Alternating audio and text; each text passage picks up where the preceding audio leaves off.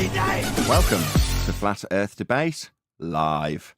I'm your host, Nathan Oakley, and if you are new to this channel, or you've not done so already, then be sure to subscribe, hit the bell notification icon, and join button if you'd like to become a Nathan Oakley 1980 channel member and keep up to date with the Flat Earth Debate. If you would like to support the channel, there is a super chat that runs alongside each of these shows while they are live, and there's also PayPal, Patreon, crypto, and thanks button in the info box below the video. Most importantly, if you'd like to join the discussion, simply mute the page you are currently watching, then click the link in the info box below this video to join the panel and express your views on the nature of Earth. If you do join, please don't swear. If you do, you'll be ejected, and if you are, please don't try to rejoin the stream using sock accounts. You'll be warmly welcomed back on the next stream. Please also share the show on social media. Sharing the show obviously increases the live audience, but this in turn increases the chances of a more diverse panel. So please share the show on Facebook and X. Now we are joined by Arwin, Paul, Neil, Brian, Refracted Curvature, Eli, and a whole bunch of people in Discord. So welcome one and all. Yeah. Hello, everybody. Hello. Hello, good to have you all. Quick shout out to James Mays in the chat for smashing the super chat before the show even began. So thank you very much indeed for the support, James. Really appreciate it. Thanks, Nathan, for letting us know when you were about to start the show. That was really good. I didn't end up doing what I wanted to do. It's one of those, if you can't get hold of somebody, and you delay it and delay it and delay it, and then you just go, okay, well, I'll have to do that another time. And my wife's has already disappeared with the car, so that doesn't permit me to do it.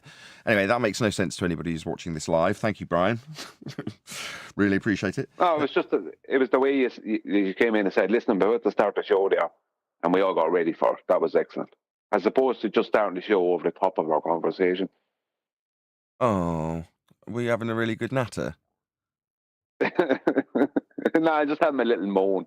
Oh, well, I don't know that. I've obviously closed the lines a couple of minutes before I start the show. This is a great way to start the show, by the way, Brian. Thanks. I mean, it beats housekeeping, I guess. Shout out to Slow Motion Moon Buggy, who just says, thanks, gives me money, thanks me. I don't know why, but thank you. I'll give it a little heart like I did to James's. Really appreciate the support. Thank you very much. Okay, let's actually do some housekeeping. Any evidence of a self-perpetuating molten iron core at the centre of a presupposed spherical Earth?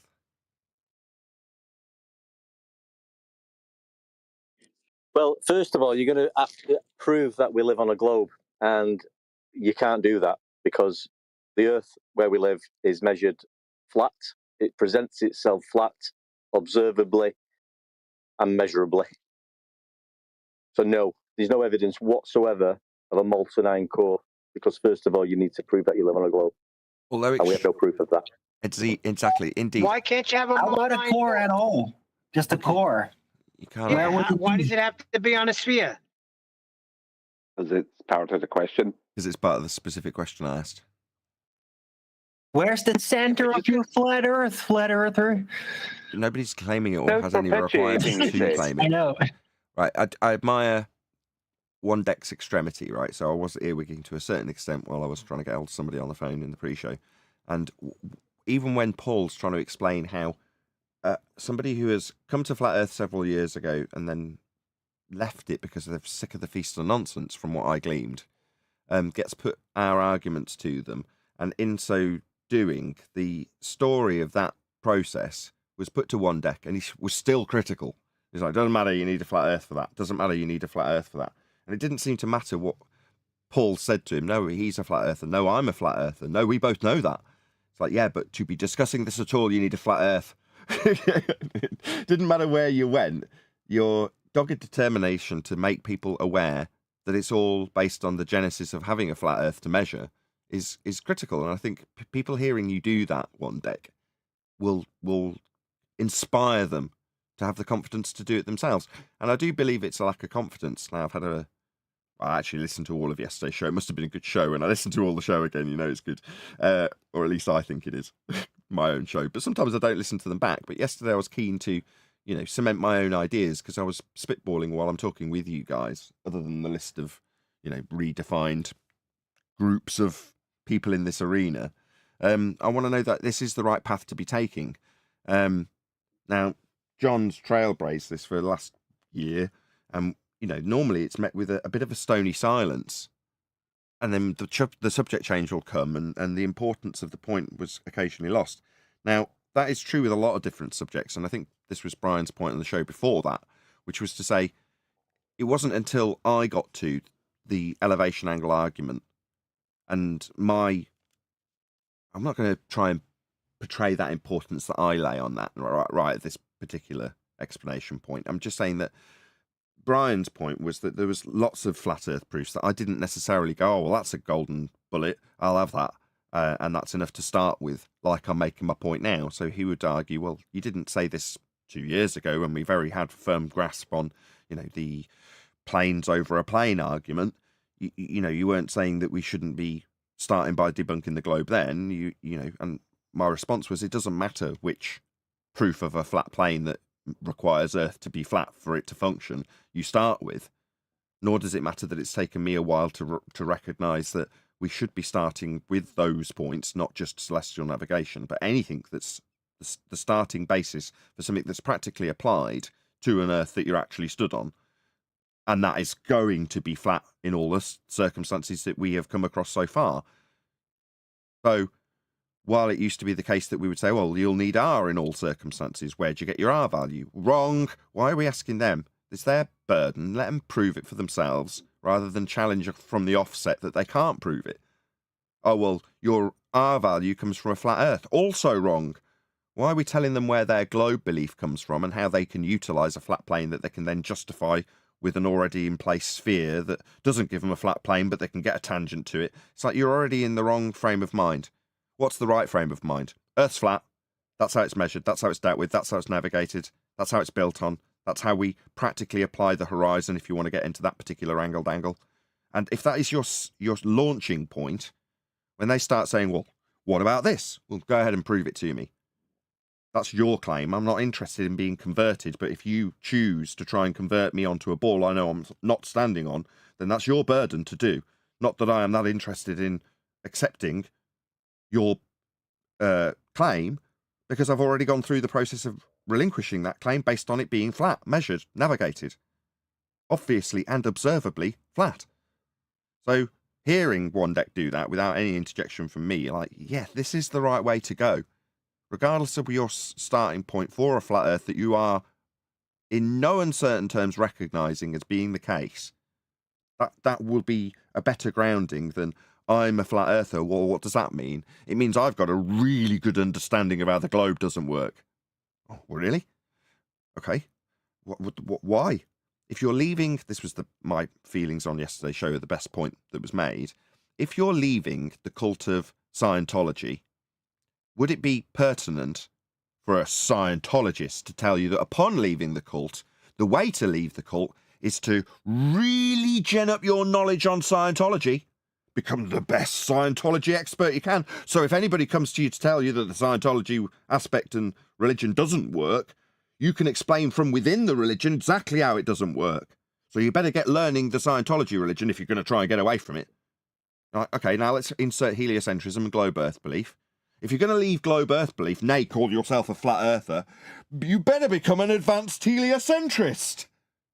What the bloody hell? That sounds really advantageous for any argument that comes from someone who stands in opposition to only argue within the context of how a globe does or does not work. That's the wrong starting point. And we need to alter that. I'm going to be banging on this door, walking through it, and now shouting it, having been outside and trapped within these confines of anti-globe rhetoric that we should be fighting as flat earthers. I'm tired of it. Does that alter that you, to be a good debater, need to have a good stance on this stuff? No, it doesn't change that. If you want to debate. Now. Go on. No, I'm saying now we're getting somewhere. Yes. Now we're getting somewhere. I've been listening to... I knew you were going to like that. Well, I've been listening to people like Ben Shapiro and whatever his name is, the grey-haired guy that talks psychology that we covered the other week. People like that, right? Mainstream stuff. It's like, if I'm going to be pummeled with Jordan Peterson, in for a penny, in for a pound, I'll just listen to what these mainstream rhetoric YouTubers have got to blart about and see what it tells me about my society that I'm living in, right? while you're listening to this, I'm thinking, I don't actually care about what's being discussed. I just want to see how you behave and how you react as an individual YouTuber to represent society, because people will respect this Ben Shapiro, whoever I'm watching, right? They're going to admire that guy and in some way emulate as a society things that they respect and want to replicate about his demeanor, rather than the point he's arguing. So, for instance, if he's arguing about how feminism's wrong or something like that, I couldn't give a crap if he wins the argument or not. But what I am listening to is how he does it and whether or not he achieves his ends. In other words, does he actually achieve his point? You know, with consistency in his argumentation about feminism. I don't care either way. I've got no stake in it. I don't care. But does he manage to formulate an argument in it? And while I'm listening to that and assessing those things, am I, A, trying to train myself on how to become a good debater about feminism? No. I'm just watching it to see how that particular argument happens to be argued. Doesn't mean I want to train myself in how to debate feminism. Do you see where I'm going? Now, the reason I'm prefacing this with that particular example is to say that when someone comes here to flat earth debate, do they, A, like I've just exampled, want to become a good flat earth debater? Or do they just want to hear how the arguments for a flat earth work, win, devastate the opposition? Or argument 3.3, which is where we find ourselves escaping from, come to a flat earth debate to hear all about how Scientology doesn't work? See what I did there? Well, hold on. Why am I hearing all about how Scientology doesn't work? I thought I'd learn about a flat earth here. No. We were told that when you escape the globe, you need to learn all about the globe. Now, Scientology basically is the globe. It's the exact same religion. It's a spin-off. So when I phrase it as you need to learn all about Scientology to call yourself a flat earther, it's akin to what we're in now. You need to all learn about how the globe doesn't quite function correctly in this subtle nuance. Do a hell! No, I just need to know it's flat. If I'm coming as a cursory viewer to this show, how do the arguments break down? Arguments about how Earth's measured, navigated, flown on, mapped, obviously, observably. That's what they want to hear. Not, well, the globe don't work like this. Concave Earth don't work like that. Hollow Earth don't work like this. Ether don't work like that. Why does anybody who comes to a flat Earth debate want to hear that if they're a cursory viewer? Don't get me wrong, there's going to be people who expect, as a regular viewer, that we get them to the tip of that spear that we profess to be on. And they want to hear the advanced heliocentric arguments taken to pieces for their fallacies or their inconsistent logic, or whatever it is that they're professing to have as proof that isn't. They'll still want that from this show. But we should reposition the way we do that with the starting point that One Deck was doing in the pre-show and is undoubtedly going to maintain. Why are we talking about how this and how the globe don't work with the horizon that the globe's saying it should have but isn't? The horizon's established as a flat reference. It's used practically to establish flat, to establish horizontal planes of reference. So why are we even discussing how much it might have or should not or is not perceived to be curving? It's utterly absurd when we have a practical flat earth use for the horizon. That's where we start. And if somebody comes to us to profess I've got a globe claim that will pad out to be true, and shock horror, it'll always use a flat earth to do it. But while they're in the blissful ignorance that they're using some imaginary flat plane of reference to get their globe proof from, they'll put it to us and have that flat plane pointed out to them when it gets to it, without a stony silence from my panel or a stony silence from the audience, because they can't quite believe there is, when they hear, no, your globe proof is actually a flat earth proof. Because that will be the general demeanour of us on the panel, us as a debate. That is to say, we're starting with the notion, nay, unassured prerequisite, that Earth must be flat for us to even have this discussion about how you will turn that into a globe. And if you don't know it's being turned into a globe, you can present your evidence and we'll tell you how it's being turned into a globe, because we start with the point that it's flat, and so do you.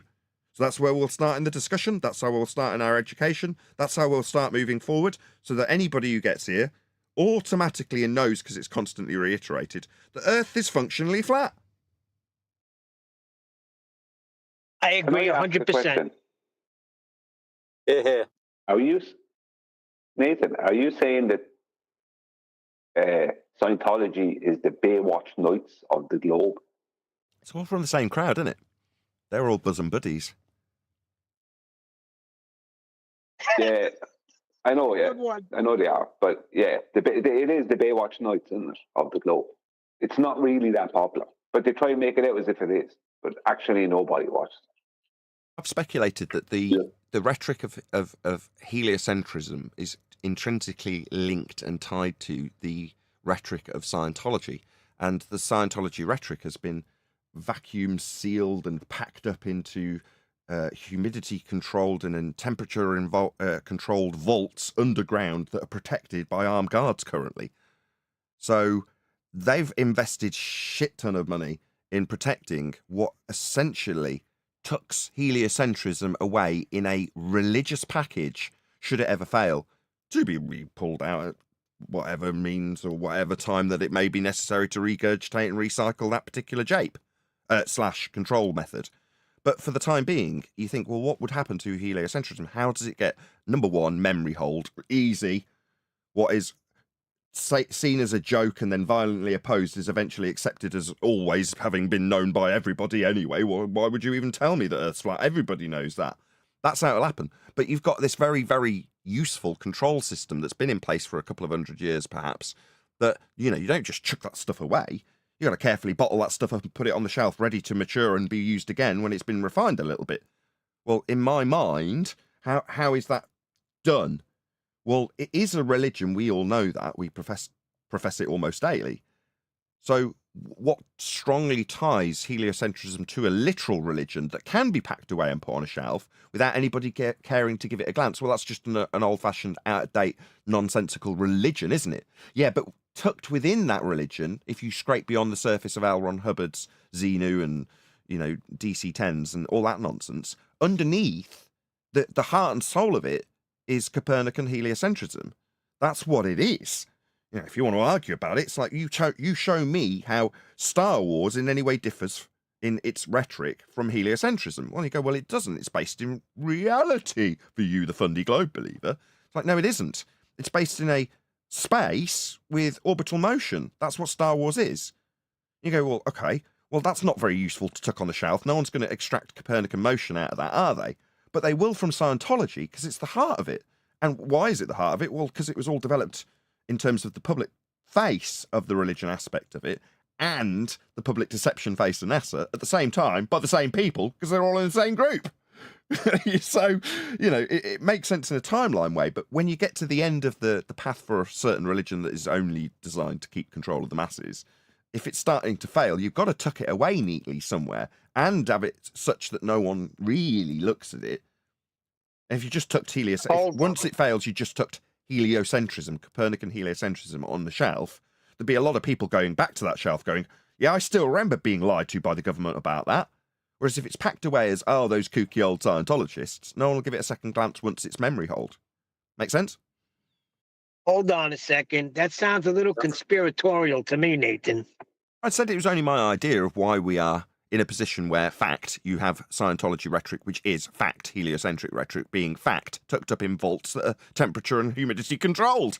What do you want? That I can speculate a tiny bit beyond that when we've got a failing heliocentric rhetoric that is literally been defied and deviled, or whatever the words you can use to say it's been messed up good and proper by us, because we know it's flat.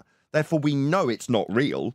Therefore, we know it can only fail. There must be a contingency to preserve that. You name another and I'll be all ears. But I can't see anything other than what we've got in reality with that particular rhetoric only being tucked up in one method, one format, in one place by one religion.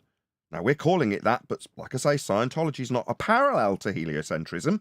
It is heliocentrism. To change the subject just slightly back to one of the things you said earlier, the way we handle this topic from now on, I think you're really onto something with that, because I think Bev said it when he was trying to argue that that sea level was just a point on a vertical datum, and we tore it apart as an argument. And he said, but it is an argument. I think heliocentrists want to believe they have an argument more than they care if they have a valid argument.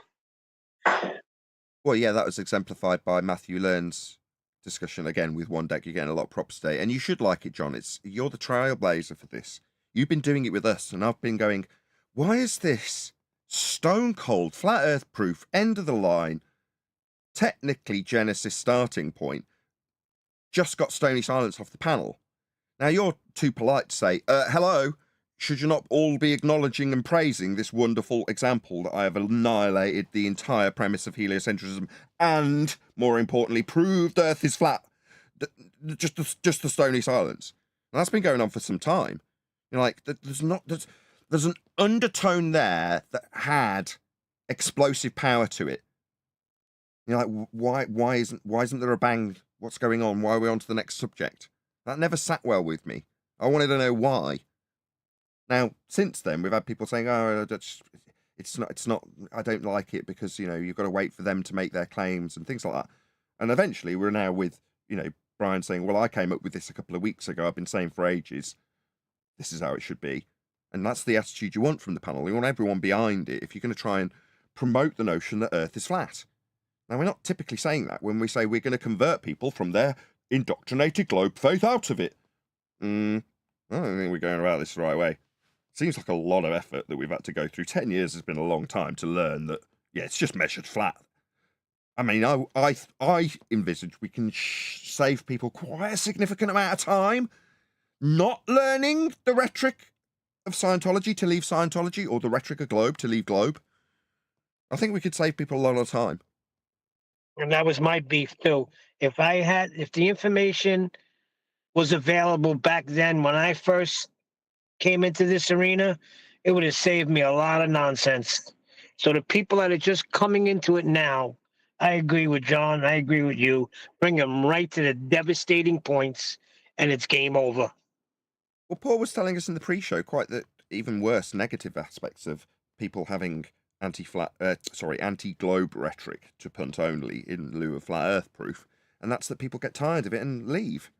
So in the pre-show, Paul was telling us about his friend that had very much appreciated that the globe lies, something that it wasn't the case, but then it ended up listening to endless feast of nonsense stuff and just getting tired of it. Now Bev's going to get a reference fairly frequently in this regard.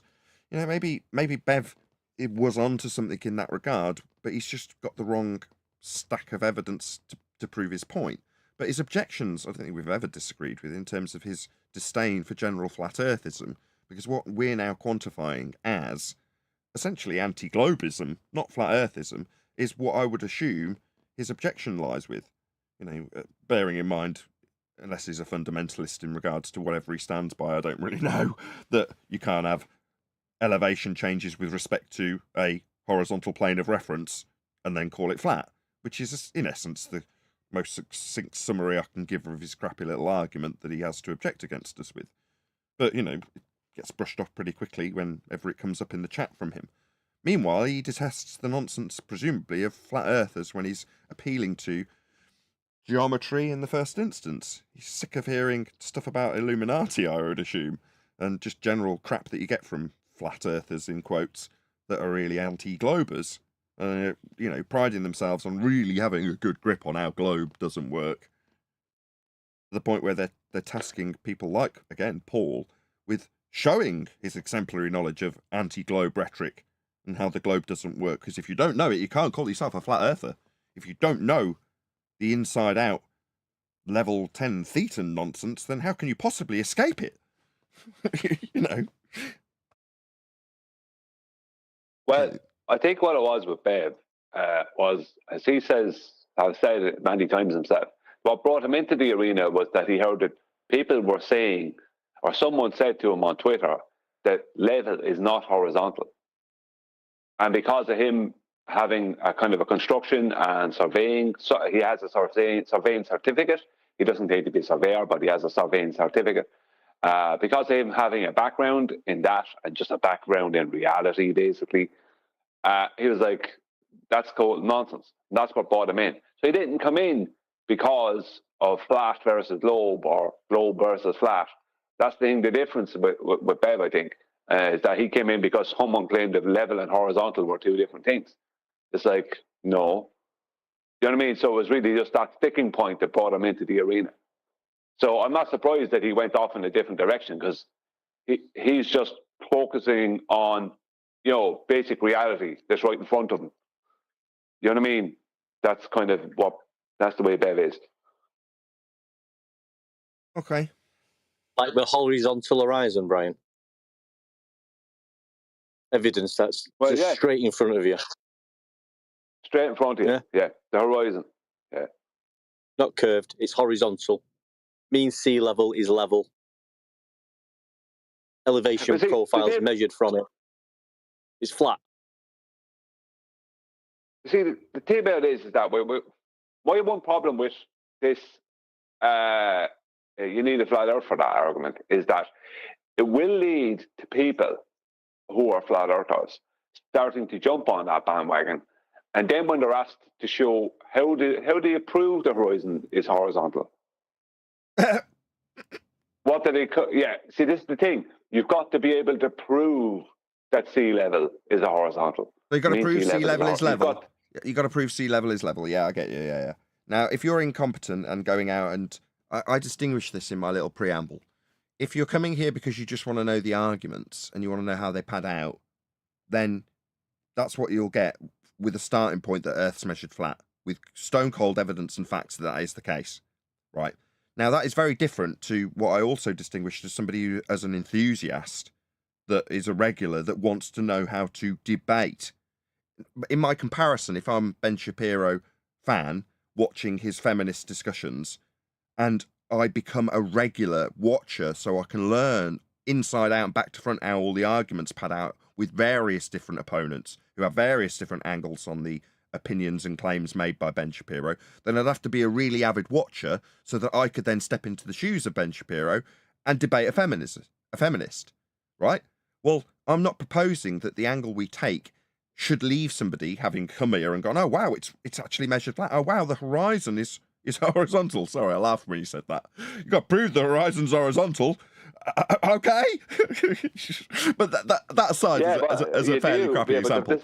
I know where you're going. You're saying you've got to understand that a horizontal base is required to establish when you're measuring angles to stars. You can see that demonstrated in terms of its practical application a couple of times on a show, and go away and get on with your day. But I'm saying if you go away from that and then go to next man and go, oh, well, there's a horizontal base. It's like, what are you doing? I wouldn't dare, having watched a couple of Ben Shapiro videos, and I'm not suggesting I align or don't with his views, but if I did or didn't, to then go forth to either take the feminist position and argue against Ben Shapiro, or vice versa, take his position and argue against a feminist. Because it's like, what, just because I've understood the points he made? Now, in our case, it's understood how Earth's measured flat. Yeah, just because you've got that straight away from us going forth into 24, doesn't mean that because you got that, yeah, look, it's measured flat, there it is for you. You can comprehend that. Good, you've got an IQ above 80. Does that mean that you can suddenly go forth and tell all your neighbours and friends that Earth's flat because you want to convert them all? Well, that's your bad. That's on you. Now, if you're saying we should be able to incorporate the ability for somebody who watches it and understands from the off that it's flat, to be able to go forth and argue with fundamentalist religious indoctrinated zealots, it's like, no, you need something else. And I've got just the place to send you. You need anti-globers. Go to Bob and Jaron. Oh, not Bob, rest in peace. Go to Jaron and Dave Weiss. They'll give you all sorts of anti-globe arguments. If you want to pull people stuck in the cult out of the cult by way of telling them more about their cult, you can do that too. Or you could just walk away at this point. But some people want to go on a mission, don't they? They become a little missionary for their flat Earth cause because they're suddenly in revelation of the fact that Earth's flat. And it's like, well, you need to stick with the show a bit longer. You need to get yourself to the tip of the spear. That'll take a while. like it would if I was trying to debate feminists. You can't just expect to understand an argument and how it logically makes sense to then go forth to put the same argument and then find you've got nothing else in your arsenal. Yeah, Brian, on the one hand, I agree, but that's why I distinguish between enthusiasts who potentially want to go and convert others and people who just go, no, I've got to this show. I just want to know how it's flat. How does these arguments pan out? Oh, it's measured flat. Oh, I see how it's measured flat. Oh, I see how it's used to make the maps flat. And when they're practically applied to navigating, you've got to get angles off the ground. Flat. Straight line. I see. But the next day, the guy might not even remember half of that. But he knows, he's already recognised and understood from that point that it is measured flat. He's already recognised it. Doesn't matter that he hasn't got an advanced comprehension of that to the point where he can debate. In my humble opinion, I'm sure that'll get refined through 2025 when you go, oh no, we've got a dreadful situation where everyone goes out and tells people that it's flat, asserts that you can only get an elevation angle measurement from a flat baseline, and then they don't really know what that means. It's like, oh, right, well, did they only watch one show? That's not my fault. I personally don't understand the objection. The objection is this, right? The word horizon is not derived from the word horizontal. The word horizontal is derived from the word horizon. Now, the horizon does appear to be what we call horizontal. But the definition for horizon and the definition for horizontal are two different definitions. So a bowler can ask you, how do you prove the horizon is horizontal? If you're claiming that you need a flat earth for that, how do you prove the horizon is horizontal? And if you don't know how to prove that, just saying horizon is horizontal is not proof. That is not proof. That's begging the question.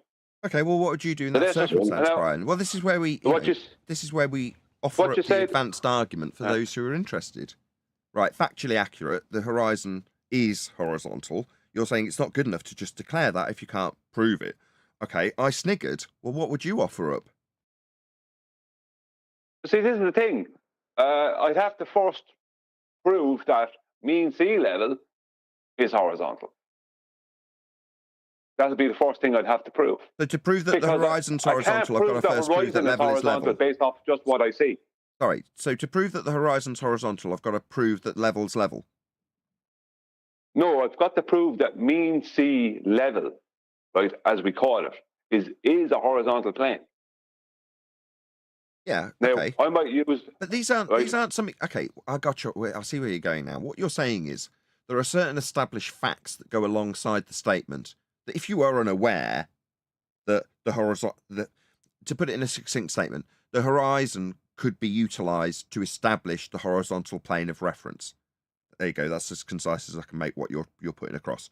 Now, if you don't know that, and you just say, well, the horizon's horizontal, you've got essentially nothing in your armory. You've got what seems like a blunt tool, seems like a sharp tool, but it's made of cardboard. That's what you're saying. Unless you just know, well, you can establish a horizontal plane of reference with the horizon. Sea level would be that horizontal plane of reference in your example. And therefore, to be a horizontal plane of reference at sea level, established with the horizon, all of the above must be horizontal. It's a principle that's being applied to do the do. So that summary wouldn't come if you didn't know that, though, is your point, right, Brian? Well, you need more than that. What you just said, you'd need more than that to prove. Because what you've got to then show is, one second, just let me go through this, right? If you say elevation angle, right, but you don't know, right, that an angle and an elevation angle are not the exact same thing. An angle is two straight lines meeting at a vertex. An elevation angle is very specific. It's a right angle triangle.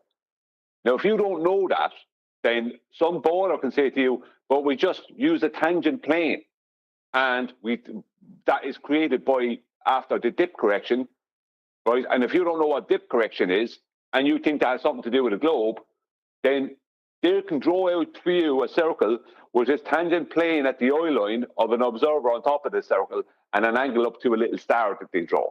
Right? And then they can bring it down to the center of their globe and then measure an arc length and say, that's where the GP of the star is. You've just measured the arc of the globe.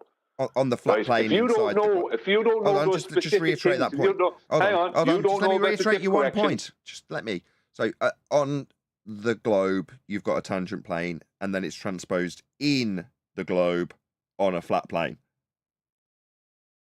Yeah. Okay. But if you don't know what they're doing and you don't understand, see, if you don't understand what the dip correction is, and you don't understand that it's not referencing globe's geometric horizon, right? If you don't understand all these things, then you're in a world of hurt, as they say. Because you got nothing. You end up looking like an idiot. Nothing in so debate. You have to know what, before you say, but my point is before anyone out there can just turn around and say to someone, you need a flat earth for that, you better know why they will need one. And you better be able to go through all the steps and put it all apart, because otherwise you're going to end up looking really stupid. Yeah, exactly. That's why I distinguish between an enthusiastic guy who wants to learn how they can convert others from their globe faith to a flat earth. Well, they will also be better served with a starting point that Earth's measured flat, but a comprehensive understanding of how it's measured flat will mean that you can actually argue the points. Whereas if you just come to the show, see how Brian, or now, if someone had listened to that, right, they'd go, okay, I get it. You know, it's got to be flat to get the angle. I got it. Yeah, that seems perfectly sound, and I don't see how you can get around that. That makes sense. Following day, they don't remember it, but they still feel the need to go and tell someone else that it's flat. It's like, no, just because you understood it doesn't mean you can go out and debate it. So you kept prefacing it by saying, when you go to someone, yeah. At that point, it's like, no, you need a better understanding to be able to go and tell others. You know, you've understood it from someone who's disciplined in the subject. Us. Good. Glad you know it's flat and it's measured flat and it's required to be flat and it's functionally flat and Earth's flat. Good that you know that. What are you doing? You feel the need to go out and convert people? Why are you starting a YouTube channel? What are you doing? But yeah, I see that as a danger too, Brian. Go on, hold on, Brian. Well, it's like John's in the wings. He's been waiting. Go ahead, John. Okay, sorry. I was going to say, to prove the horizon's horizontal, first you're going to have to define these words that we're using, right? And it's in the definition. You don't prove the horizon to be horizontal. It's just what is. That's what I'm thinking. Yes and no. No. It's not in the definition. Let me just agree with Brian. Yes and no. It is what it is if we're explaining it and you just listen and understand. Absolutely correct, Eli. However, when Brian prefaces the discussion with when you go to someone and tell them, there's a good chance that the fundamentalist religious zealot will tell you that level moves to the centre of a presupposed spherical Earth that they assume they're standing on. And you're like, what? You mean level isn't level? And they'll go, yep. Where are you going to go now? Oh, you've got a challenge to your understanding that Earth's measured flat. Well, you could just stand by the fact it's measured flat, but they're telling you flat ain't flat anymore. What are you going to do now? Well, let me just correct you on something there. Let me just correct you there on something, John. Because you said it's in the definition. The definition for an horizon is the apparent juncture between air and sky. There's no horizontal, there's no flat, there's no straight in that. Nope. That's not the definition. If I can get a definition that says that, then the definition of horizon is the apparent position where sea level or surface level meet the sky. I'll be back.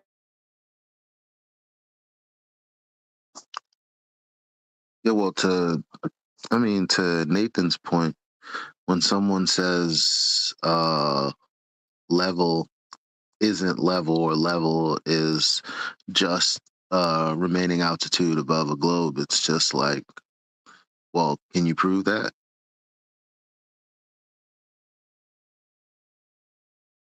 What was the question?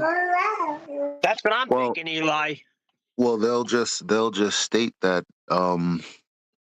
level is just, keeping the same altitude around the curving surface that is the Earth. And it's like, well, can you prove that, or is that just a begging the question fallacy?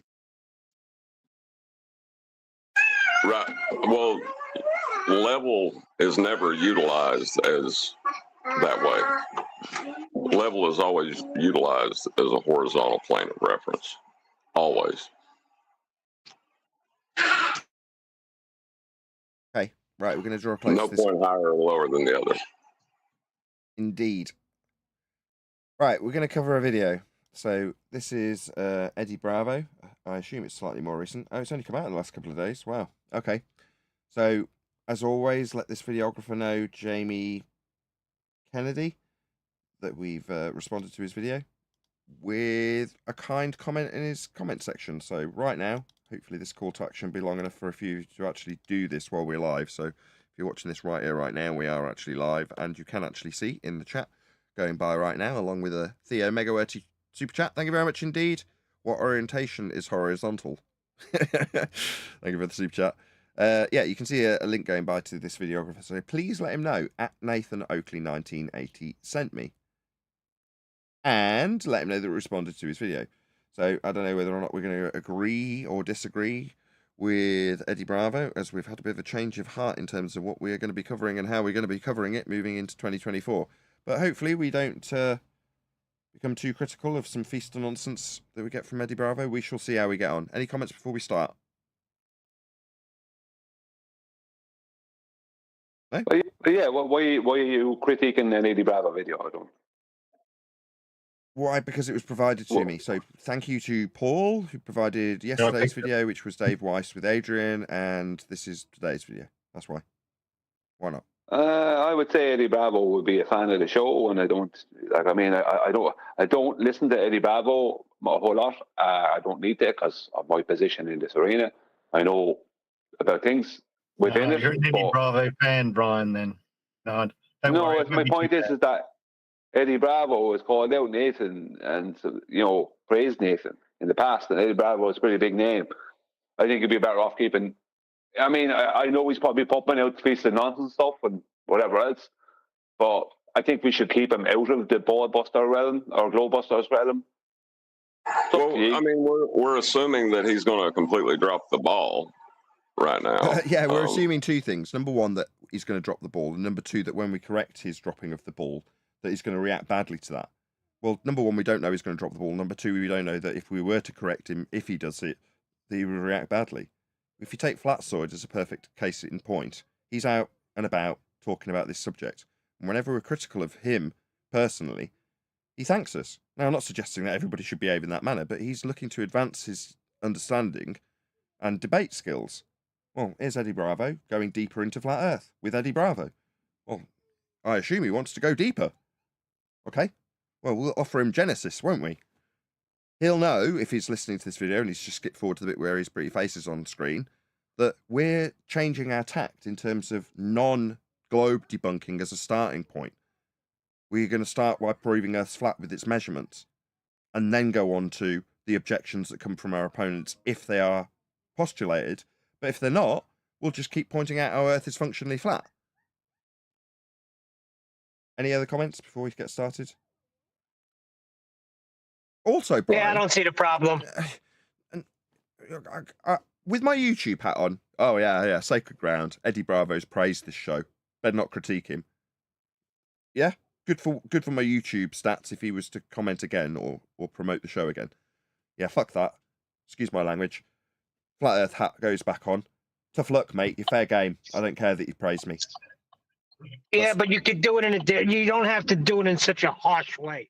I'm not going to be harsh. I'm not going to be harsh. But what I'm saying is, people being critical in their subject matter expertise, having somebody that potentially, we don't know yet, John's already said this, is going to say something that we would disagree with, let's make it in reasonably strong terms, then I'd be kicked out. I wouldn't have any credibility if I went, oh, I'm not going to criticize him though because he's got a nice big audience that promote me. No.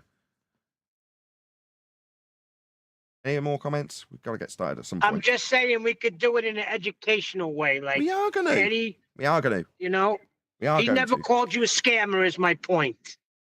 Okay. So that's two Eddie Bravo simps, and everyone else is remaining quiet. Yeah. I'll simp Freddie Bravo, right? I have praised him. for shouting me out and mentioning me to I can't remember who it was to, but it was in a discussion with Santos, and I grew as a direct result of that. So I'd be remiss if I didn't acknowledge that in the least, right?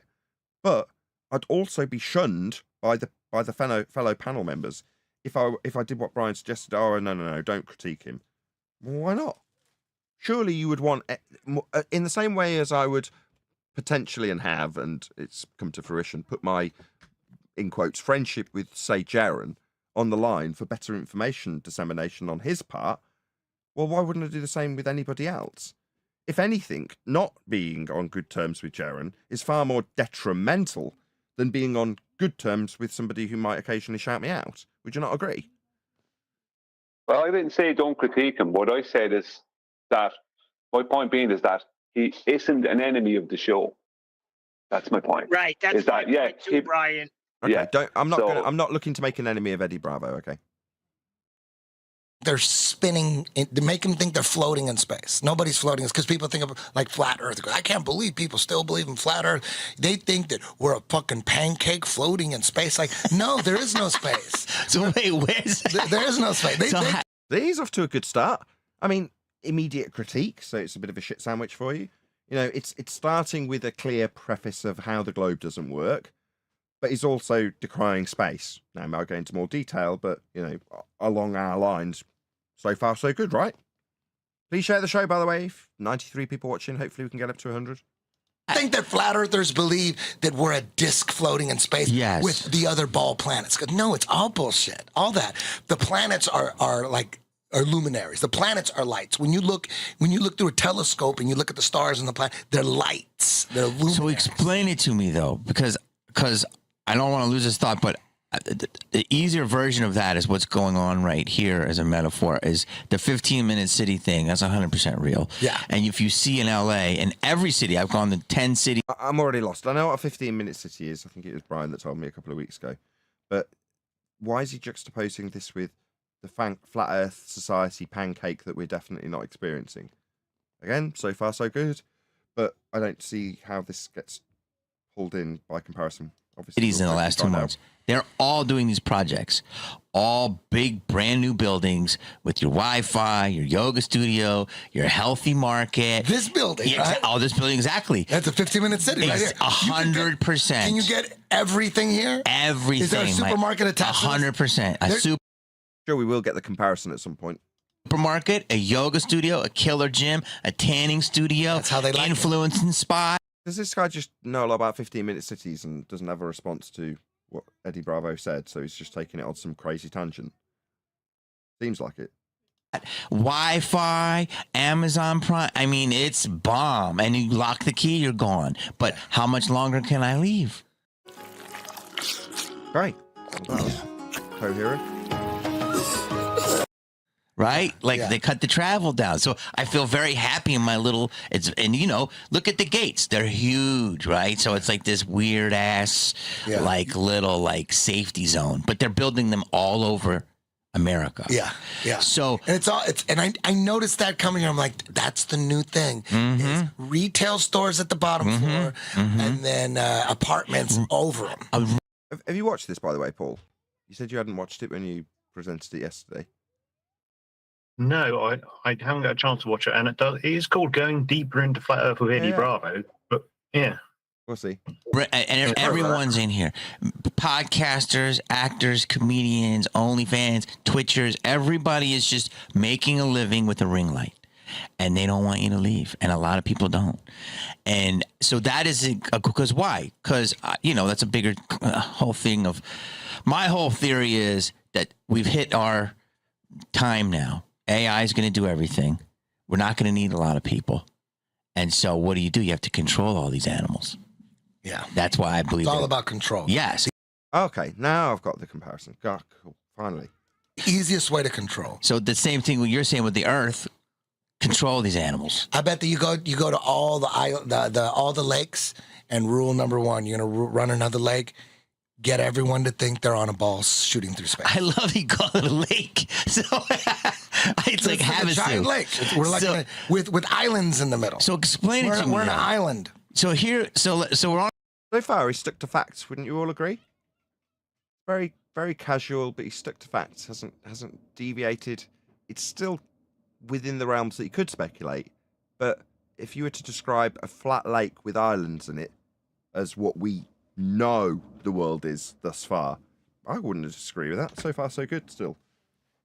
Besides the space thing, because we do live in space, but what was wrong with that? Yeah, we live in space. Outer space is the issue. Yeah, I see what you mean. Outer space. Yeah, he didn't preface outer space. That's the only. That's all right. I mean, yeah, we'll let that slide. But yeah, good point. Pancake. We're not on a pancake. Okay, we're on something flat. We're on some level land. Okay, with a dome. I don't know about the dome. I think there's a firmament, but I don't know if it's a dome. A firmament is just another way to say like it's a barrier, lid. some it's a kind lid. of barrier. Okay. Truman Show or not Truman Show? Truman Show the set was small. I would say more like Westworld, but bigger. Okay. More like Westworld. And so what is, in my opinion, I don't know shit. I don't like that your mom is trying to get that analogy out of him. If it doesn't come natural, he's turning it into a conspiracy there. He's trying to turn it into what he thinks it is, which is a conspiracy. Why does Eddie Bravo have to say whether it's like anything? No, I can see his angle. He's come immediately from the motivation angle, and he's like, right, if I compare this to how they're currently doing it, I like his train of thought. Now I've got to where he was going with that, actually, Brian, because you kind of want to logically infer why things would be the way they are, and the way he's getting there is with specific examples that he can cross-reference. So when he gets to Truman Show, he's like, well, I've already got you agreeing with me about the 15-minute cities that are in existence. Well, by small scale, now we've got a comparison or a juxtaposition with those small cities in our minds, because he's painted that picture quite nicely, with a Truman-shaped dome over it.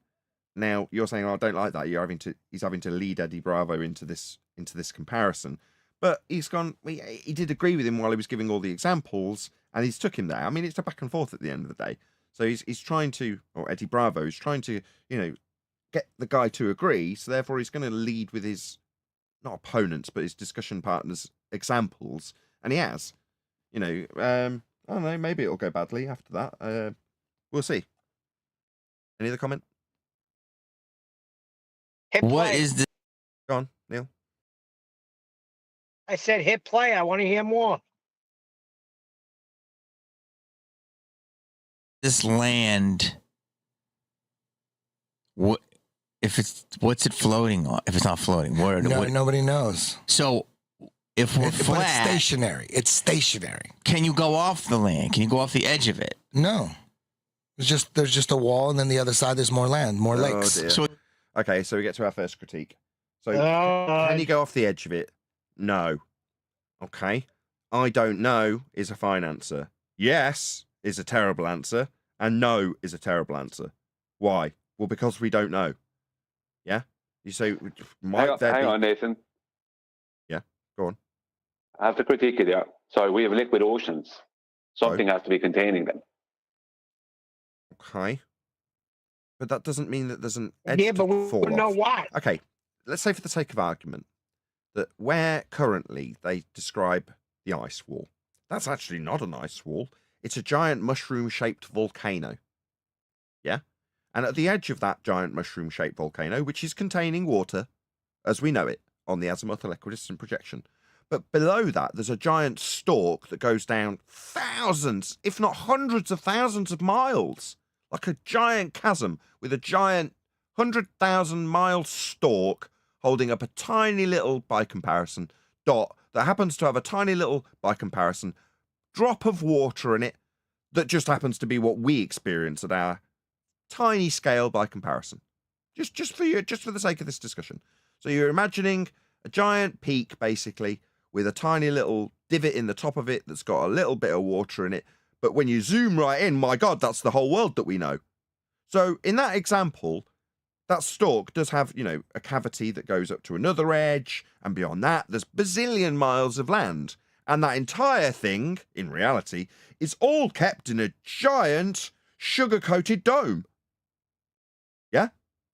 Now, that obviously is 10 bazillion million miles beyond where we currently experience our little stalk in that little flat plane of existence that extends out to the point where there's a dome beyond that.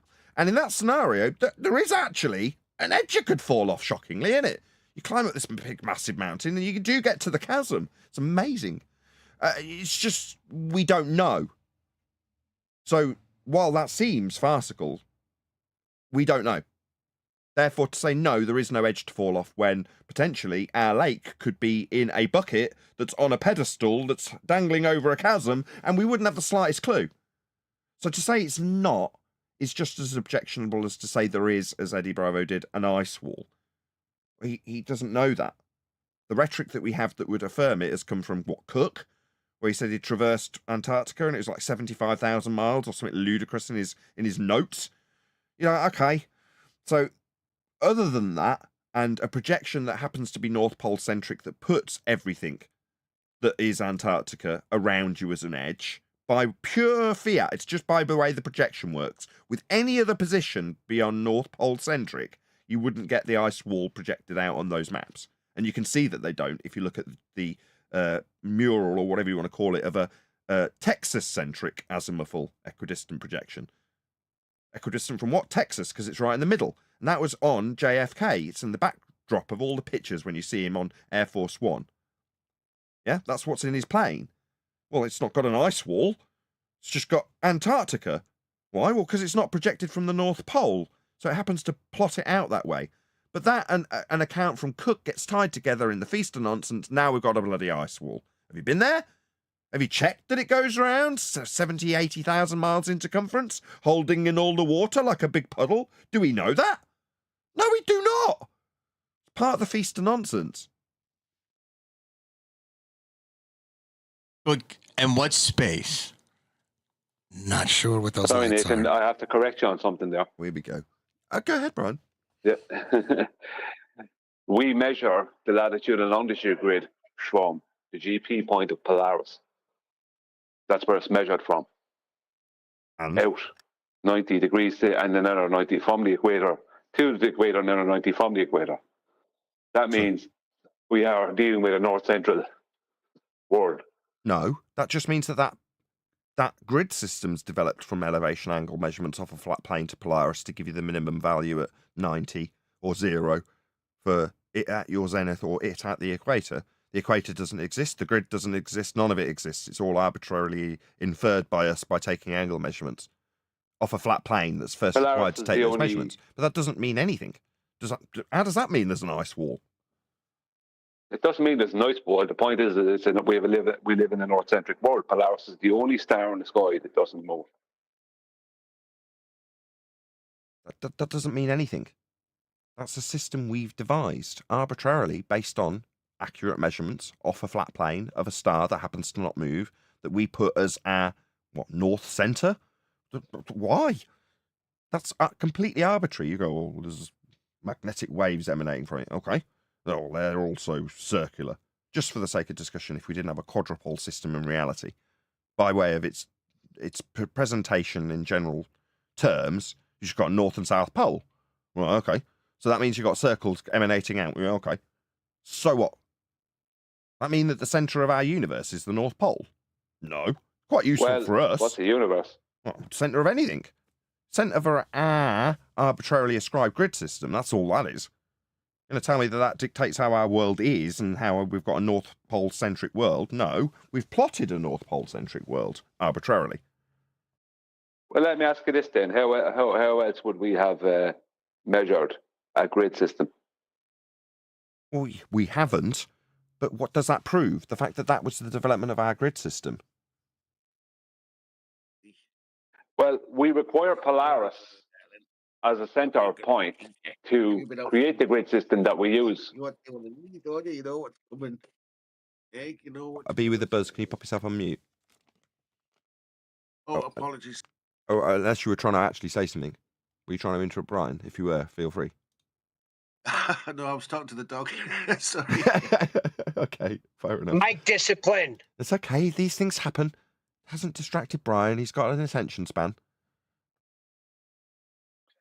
Yeah, it's just my point would be that we have no evidence whatsoever that a North Central world is incorrect.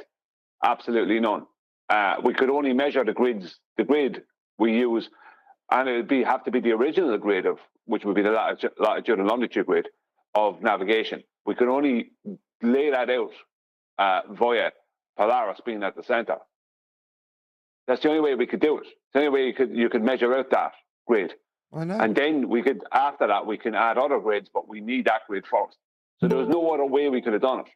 So I don't think it's a stretch to claim a North-centric world. No, we have mapped and modelled, even with the globe, a North Pole-centric world. I'm not disagreeing with you. That is what we've done. That is how it's useful.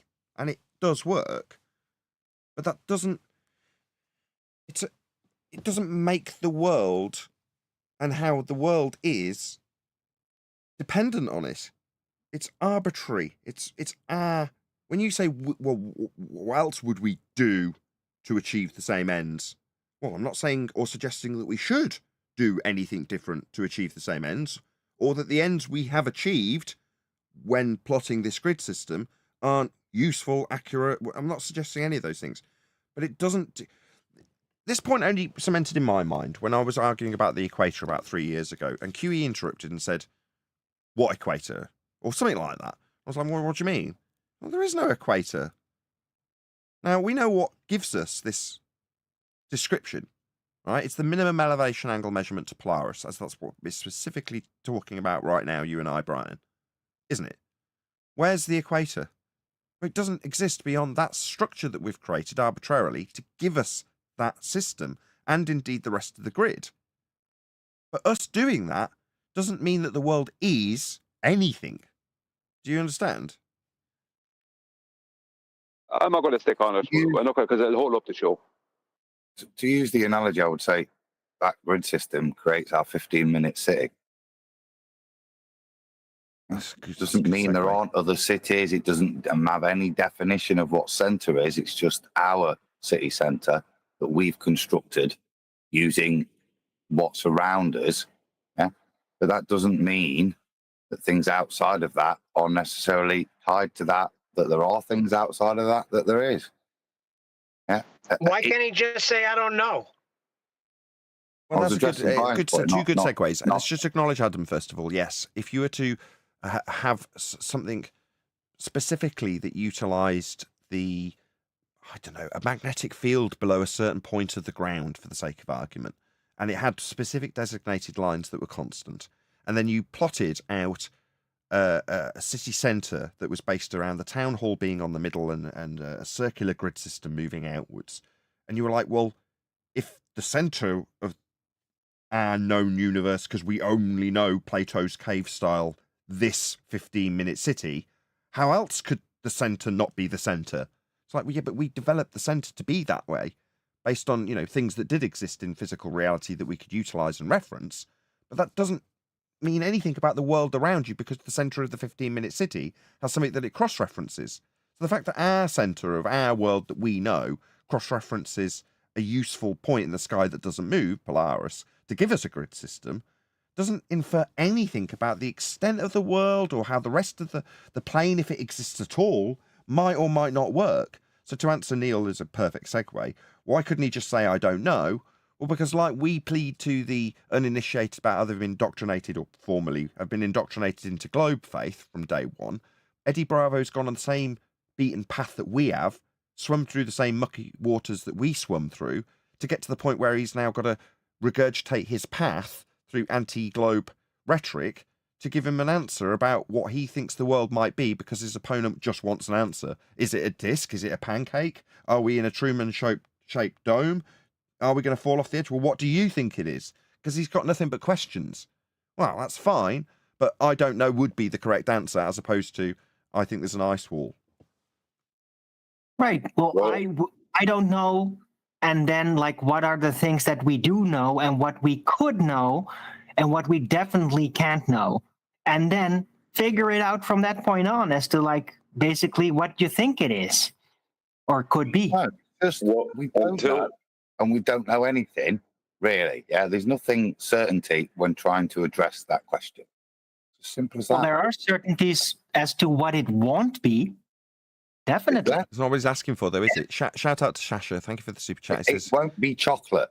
Well, brilliant. That'll be helpful. Correct. And there will definitely be a specific volume for the available space in the realm, right? Not right. These are all facts that we know. No, I think no, you don't know that. No. And more importantly, it's about having integrity in what you're saying, maintaining your standards. You don't know.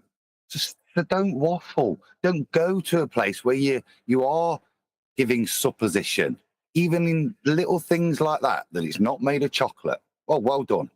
Actually, are you sure? Can you prove that? No, you can't. It could be made of chocolate, couldn't it, actually? Because you don't know.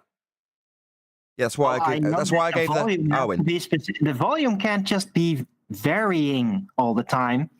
No, you keep telling us what it can't do, Arwin. Would be dramatic. Arwin, we know you can endlessly tell us about what it can't do.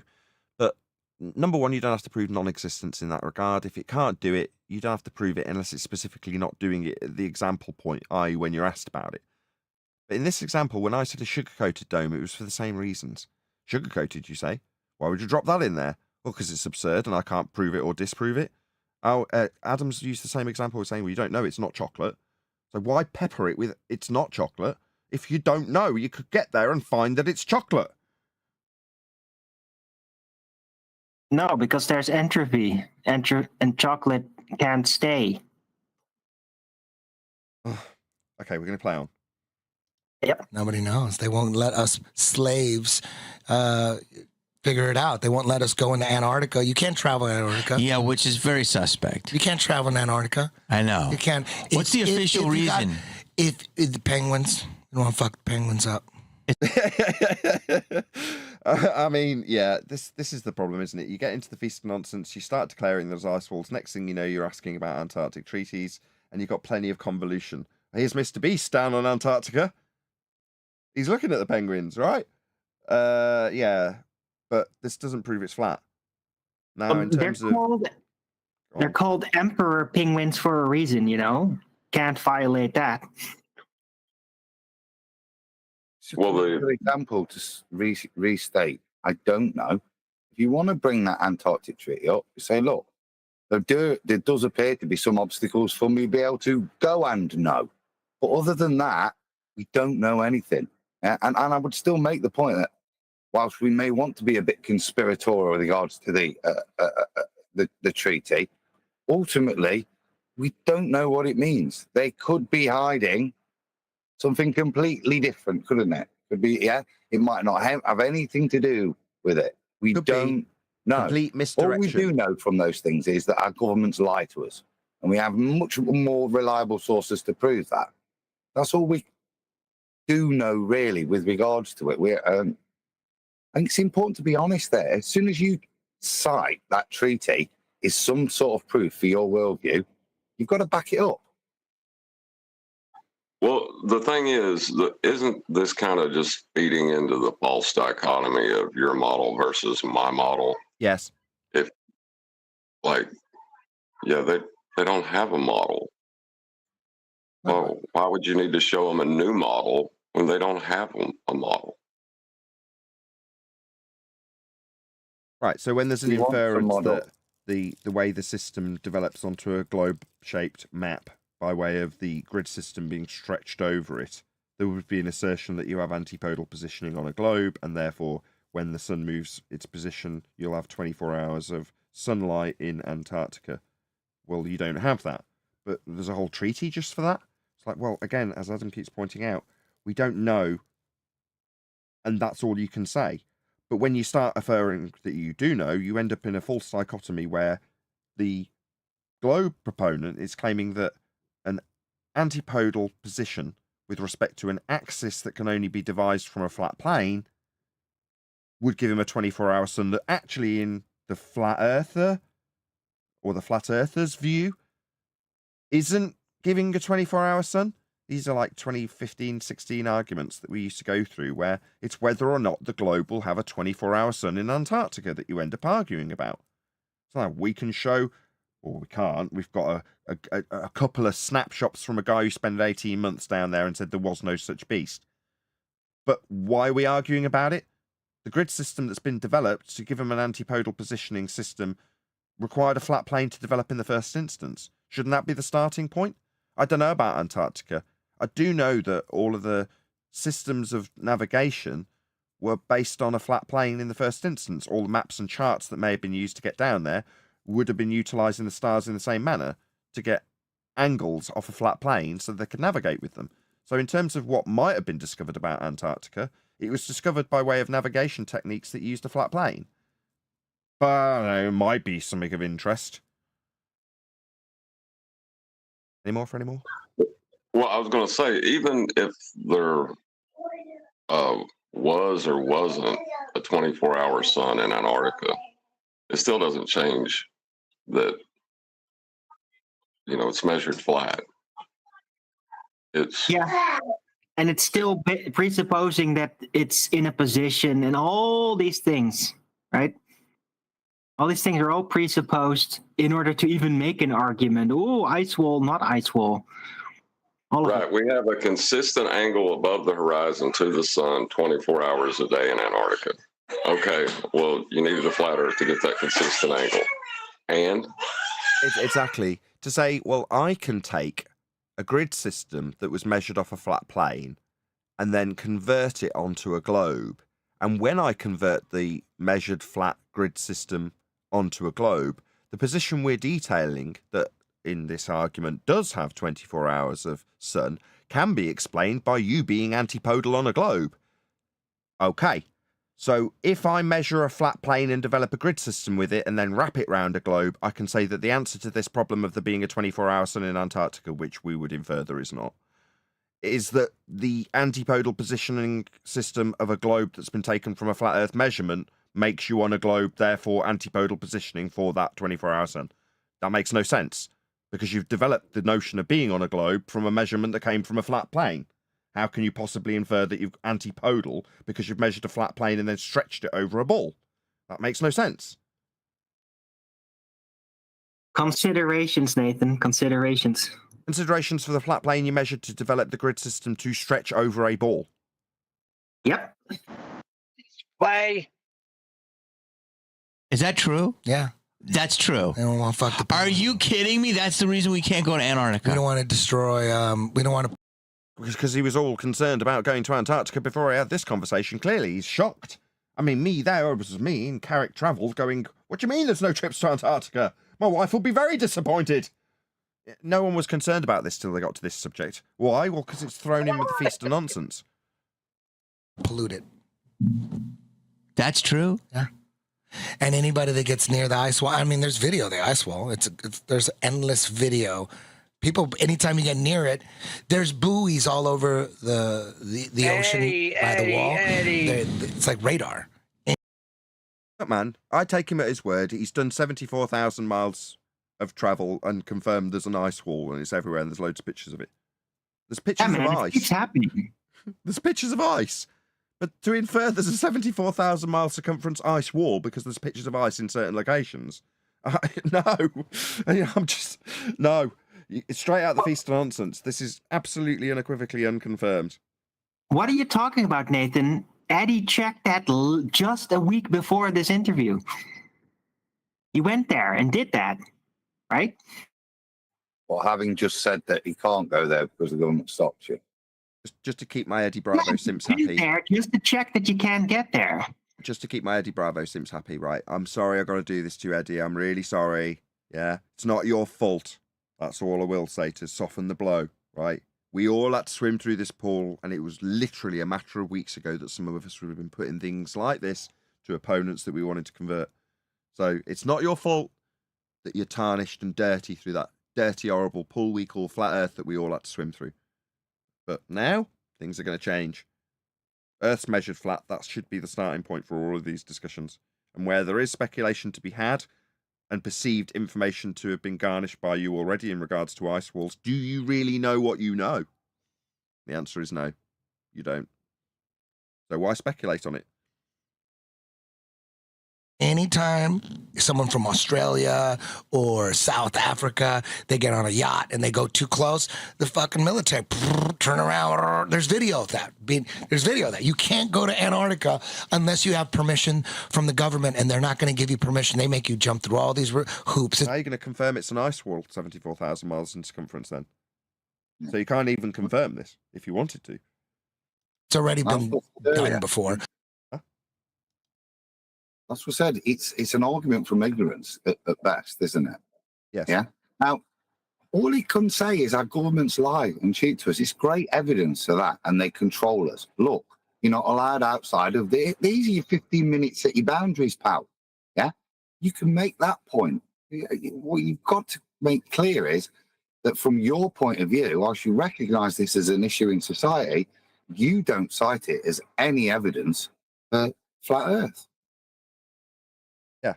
But in terms of getting there on your boat, you'd need flat maps and flat navigation systems and sextants and star charts and almanacs, and all of them require a flat Earth to be functional. So those are points that you can make when someone's talking about navigating to the points that, yeah, societally we're under control in terms of where we can go. That much is true, but that only fuels the conspiratorial fire. That's a political issue as opposed to a nature of Earth issue. It's not physics when you're talking in this context. You have to prove you can. Any baller can make it. Just that no, the reason you're not allowed past there is because that's where all the Nazi bases are, and Hitler's still in charge. Yeah, that's why they don't let you down there. It's still on a ball though. Reasonable. There's no. That's just as plausible, in fact, more plausible than citing it as evidence that the Earth is flat. You're some kind of scientist, or you're doing some kind of scientific thing, then they go, okay, if they grant you permission, it's going to cost a boatload of money, and they're going to put you on a little peninsula, and you think with a little ceremonial South Pole, and they go, okay, you're on the South Pole, look. But really, you're like There's gifts galore at great prices this Christmas at Curry's, and you know they'll love a stunning new iPad. It's like being on Catalina Island, and even though that's technically the United States, and you're trying to make claims about what's going on in Buffalo. You know, what are you talking about? Nobody can go to Buffalo. I went to Catalina. Yeah. I went to Catalina. Why can't anybody go to Buffalo? It's like, it has nothing to do with it. You know what I mean? So if you get permission to go to the South Pole, they're only going to put you on a little peninsula. That's it. You can't just travel independently and freely. They won't let you. The last guy that did. There you go, Adam. He's summarised and rounded up his point. Bearing in mind he's being led by the guy he's talking to what you've just said. Societally, there's a control structure in place. And this is all prefaced around his question about Truman Show style dome. So I would give him praise for this. Not too bad, wouldn't you say? I think as long as you put in it like that, that's it. To me, you're going to encounter people that want to be led. They want alternatives. And I think there are opportunities there just to show people your standards. No, I'm not just a runaway conspirator. I'm not going to accept this thing. I can only accept it as this, and show them your standards. It's a good opportunity, not necessarily to get out the flat maps yet, but just like I say, to demonstrate. And I think Eddie's actually, all right, he believes that there's outer realms, okay? But we're not here to discuss what we believe, Eddie. We're here to discuss what we can prove. But other than that, I think he is addressing it, right? Admiral Byrd, that last guy, before he died, he was on TV talking about, because Admiral Byrd went down at Antarctica. Did he? Videotaped everything. It's all on video. Well, he wasn't on TV after he died. No way. There was a moon landing on TV too, Eddie. Did you know that? He went down there with the fucking Army and the Navy. Did he? That's right. They went down there with thousands of people, gigantic ships, shit ton of airplanes. So, there's no way they're going to get stuck out there. They're just constant. They went down, they took planes, and there's rockets. They went into a second law of thermodynamics violation. They landed on the moon. video of them on planes going. Stuck, though. There's like a whole documentary about this and everything, and they did still get stuck. Sorry, according to all of those equipments. According to the story, lovely. And when they went there, lovely. What does that prove in terms of flat Earth? It doesn't. Yeah. Well, at best you're going to get a bit more conspiracy that there's some nice sunny beaches in Antarctica. Lovely, happy. Yeah. Antarctica can still be at the bottom of a ball. You're not. Hang on a second. Hang on. You saying there is sunny? My wife was right to moan about us not being able to go there. Yes. Yeah. Now it's in South Antarctica. You can't find it anywhere north. Can I say something? One thing is evident. Eddie Bravo is not keeping up with the flat Earth debate. Come on, Eddie. Deep in Antarctica. And there's no more ice.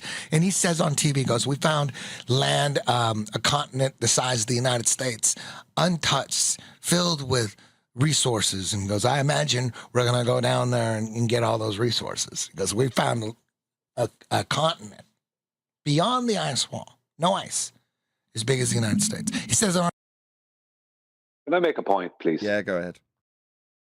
Yeah, one thing that I will say is that every time anyone, and I've heard you do it, and I think maybe someone else did it on the panel as well, when they brought up Antarctica, they said down there. So mentioning Antarctica at all instantly brings up a down there in your mind. Yeah, so just like Australia, right? Yeah, it's kind of like that. It's like the land down under. Yeah. You're instantly talking about it down there. Still down on the map, and Newcastle's up on the map. Right up there with Canada and Greenland. I mean, this is just how people are used to looking at a map. North at the upside, south at the downside. Is north up and south down? Yeah, when you look at a map, it is. No. That's how the text is written on the map. What if you turn the map upside down? Yeah, you could do that, but all the text that might be on the map are going to be upside down to you. Oh, well, then the way we write text, or it's ultimately arbiter of whether or not north is up and south is down. No. I told you it's colloquial. This is just the general people, how they do it, how they see it, how they're going to name it. That's what it is, not physics. On the map. Hold on, Owen. And I want to go up the way, right? I'll go north. If I want to go down the way, I'll head south. Yeah. Sorry, does that change Brian's point? Just because we could sit around going, yeah, he's right, because colloquially, we can travel to the stars, and there's people on screen telling us how they found land and are digging it up there, right? No, it's the same thing. No, you can't colloquially go to the stars. You could think you could do that, but you can't. Right, but you could think that you could go to Antarctica and there could be beaches there if some guy who's an admiral tells you because he's got footage that's shown on TV. But meanwhile, we can't validate or confirm any of this. In fact, we've got extensive, according to Eddie Bravo, means in place to stop us checking whether or not there is actually beaches in Antarctica and resources there, as they, and only they, are alluding that there is, like they allude that there's resources on the moon and Mars. Okay, but that has nothing to do with colloquialism, though. The colloquialism is all about calling the north up and the south down based on map interface, right? That's the colloquialism, not whatever they claim is supposed to be there. That's not what I'm talking about. No, but north and south like the latitude and longitude grid is based on north-south. That's what it's based on, and then have an east-west around it. Like that's a horizontal grid. So there's no north and south. There's no up and down. Sorry. I recognise your point. If I was to refer to Australia, you would say down under, and at that point, it is an antipodal on a ball reference. So. Yes, just because it's accepted colloquially. Okay, let's play again. On TV, then he dies right after that, and then all the nations of the world, all the powerful nations of the world, like 50 some, sign the Antarctic Treaty, which means we got to protect the penguins, and nobody's allowed down there. Yeah, about it. So Admiral Byrd, who I get, and they went down there. I'm just going to spin past all the stuff on Antarctica. We've covered it, whatever. right? Maybe there was a he's doing a time decent of the year where the sport didn't have. Sorry, someone. Is on Discord talking now. No, it's the video. Go ahead. I'm not offended. He's doing a nice job explaining Admiral Byrd thing. I'm not hearing any claims that proves it's flat. It's a perfectly happy little story on its own. His mate's happy to listen to it, but and generally, he's not making any outlandish claims to this, other than the questionable point in history, which is fine. Just all I want him to do is make the point that has got nothing to do with flat Earth, and then he can talk about those things, because he's not using it, is he, as proof? He's just very eloquently outlining the story. And Nathan, you can't compare the pictures and the moon landing to Eddie Bravo's video and pictures. Right. Oh, can I not? I was waiting for that. That's a violation of natural law. Everyone stop. Oh, I can't. So even though... No, it's a violation of natural law.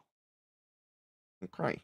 Even though in direct comparison to what has replaced, quote unquote, outer space when finding new lands that we can most assuredly show people do live on after they were discovered and weren't on maps. So you're saying when describing outer space as a comparison for where all the land is and them showing us that the land is there on TV, I can't compare that to how they used to go to outer space and have found lands that I can easily reference as having people on them and were on the maps at one stage and then previously weren't. But should I use this Antarctic example when I'm saying no? They say there's land at Antarctica. Previously we found land and now people live there. New worlds. Well, why would I use Antarctica? I'll compare it to space because in this example, you've got Admiral Byrd saying there's more land out towards the horizon in what they're calling Antarctica, unverified. And then it tails off.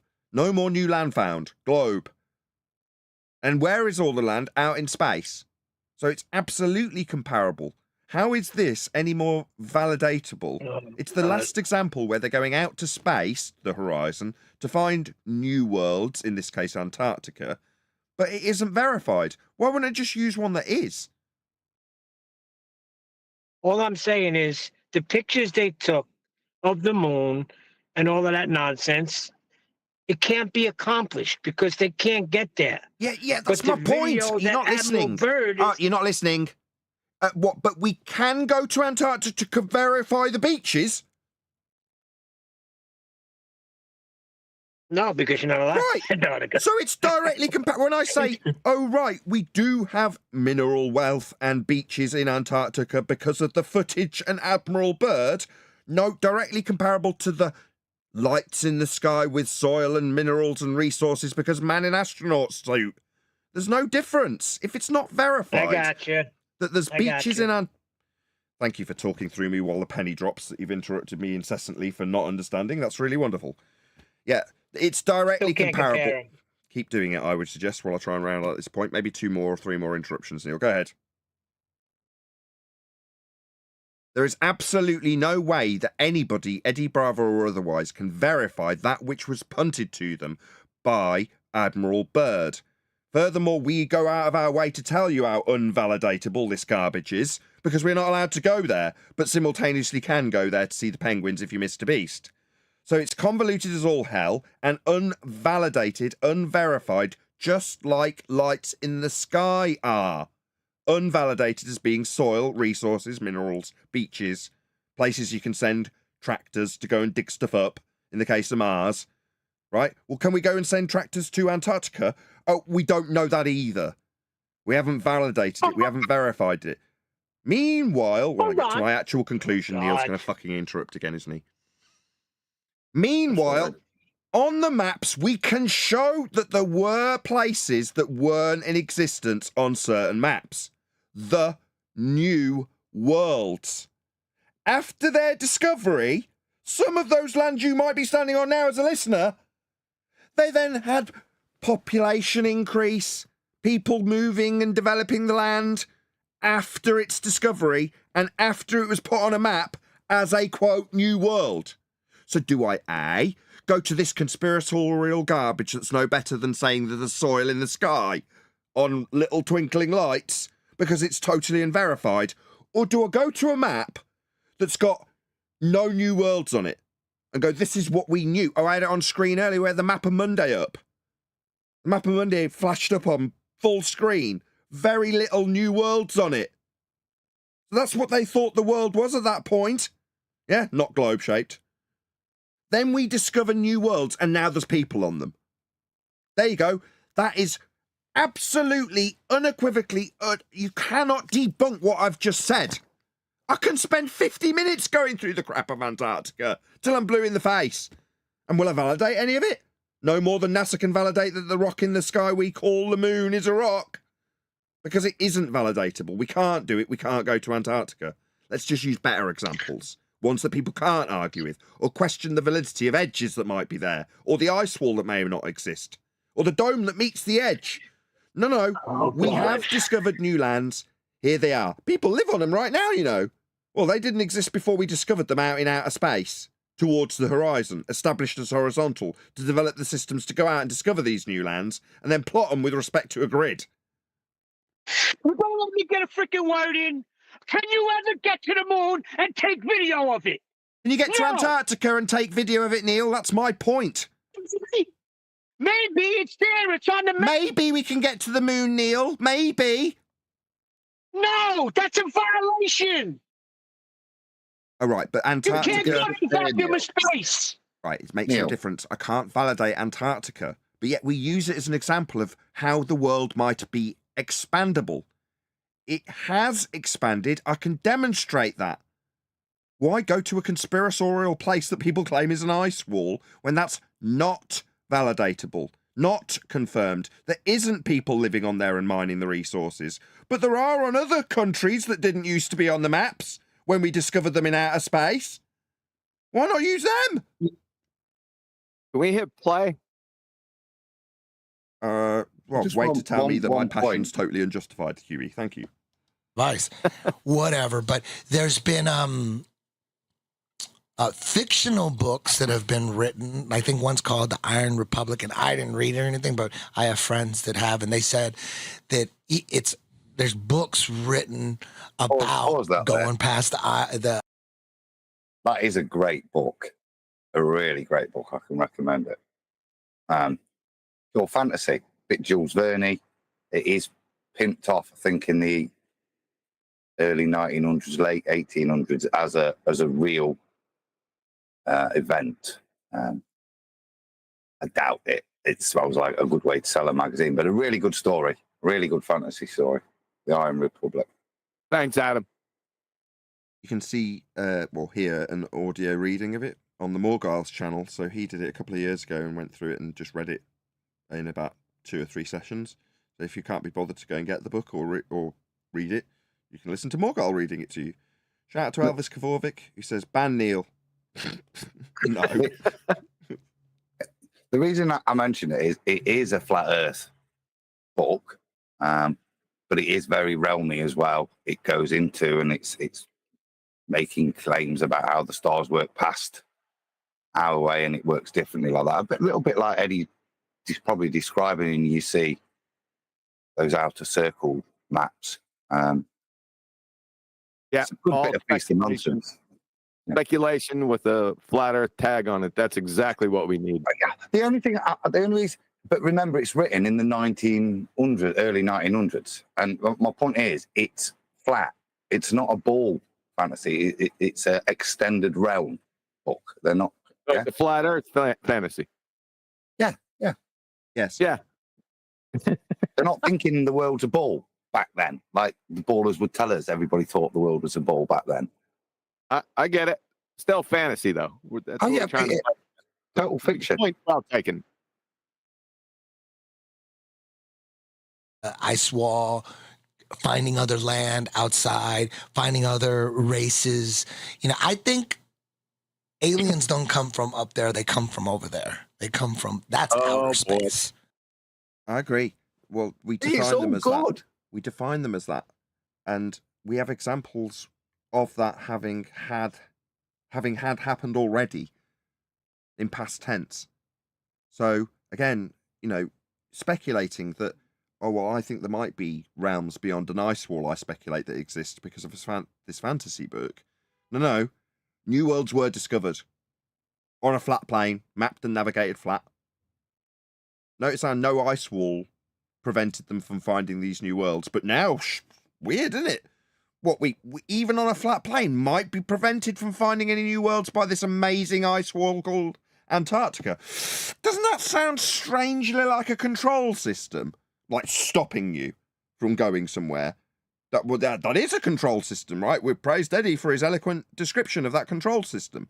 Yeah, but it's now being used speculatively to claim that there might be new worlds to be found beyond that control system that seems to be unvalidatable and unverified. Okay.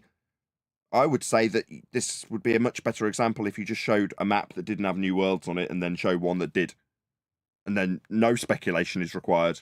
It's just a fact of life that we have already experienced in our past history. No speculation. Earth is measured flat. Earth is being navigated flat. We did, until they put in all these control systems like globe and ice wall, find new worlds. Nothing stopped them from finding them back then, but oh no, we can't now. Yeah, that's got sod all to do with proving Earth's flat and everything to do with creating the delusion that we've got some ice wall stopping us. Yeah? Of any of the people who ever claim that there's boats that we can document stopping people, like how many have got on a boat and actually tried?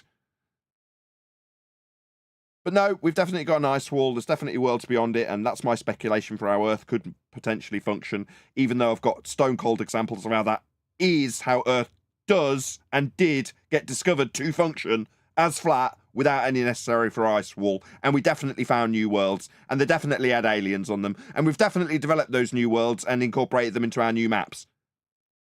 Oh, but now we can't. There's an ice wall in that, isn't there? Oh, yeah, I forgot about that. My bad. You're not far off, though, is it? I did hear him say aliens aren't from up there, they're from out there. So it's only fine-tuning. If you can just trim him off, making a claim about what's past where we don't know, he's actually got a good grip on this. I like that one liner. I thought, that's cool.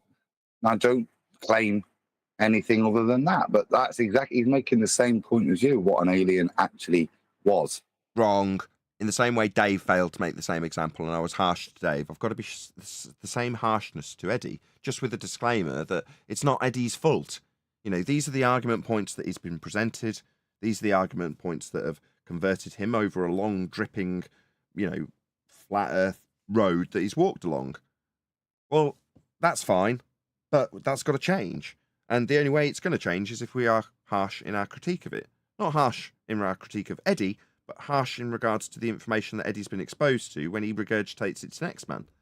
We're saying that isn't the right way to do it. It wasn't right when Tinfoil Hat Man and I sang Englishman in New York, because Dave Weiss made the same argument.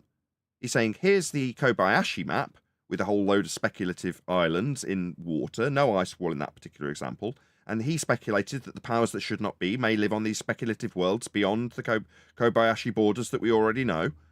But no. Zoom in to the bit that we do know exists with people on it, and have that as the end point for the example. You don't know what's beyond those bits that we have discovered, because they've been discovered. Let's focus on the bits that haven't been discovered because of Admiral Byrd telling us that they have been, even though we haven't verified any of it, and use them as the example of potential new worlds, so that the person you're making the example to goes, maybe there could be new discoverable worlds, but maybe we're on a ball. No, we discovered new worlds on the flat plane that we inhabit. Here's how they discovered them, and what do you know? You got a relative on one of those new worlds. You know, that's how they're called new worlds on these maps. And where were they discovered? They were discovered in space, outer space. How you described the area of land that you hadn't discovered yet beyond the horizon on the maps that didn't have these new worlds on, as I can ably demonstrate as a fact. Notice how there is zero speculation and ample flat earth proof in that. Yeah, so we're in agreement then. But yeah, he's heading in the right direction. If he stops going too far and citing unsubstantiable things like his additional worlds and actually uses what he's got, he's actually making the right point. Aliens aren't from up there, from over there. And America, a great example. Yeah, they're aliens. Oh, brother. So he's not. Why, oh, brother?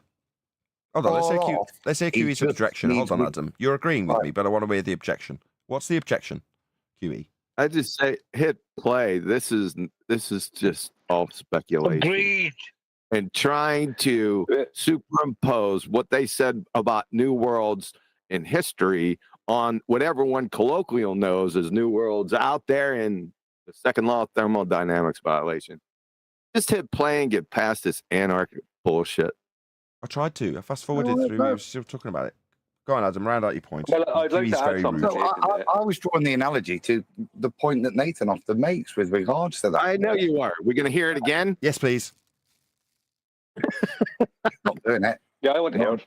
Not unless QE says please.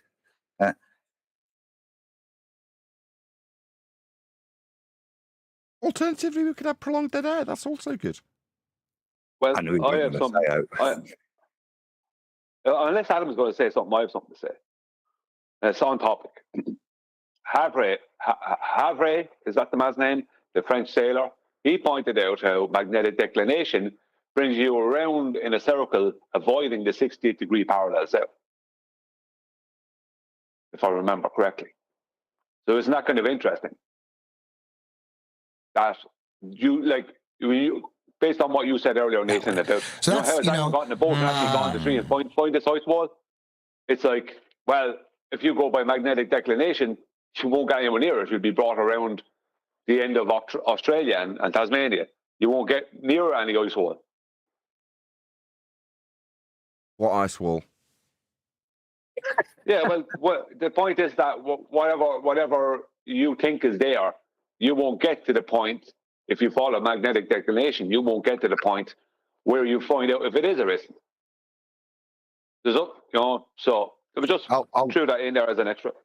Well, I think to use the 15-minute city analogy again, what Brian's saying is the way they've set up the map for the 15-minute city, which is the boys. Once you get on the ring road, where you think you're going out of the town, it just loops back on itself, and that's constructed within magnetic declination, so that if you think you're traveling in one direction, actually it's directing you fundamentally in a different direction, which maintains the illusion of a ball. You're traversing a ball.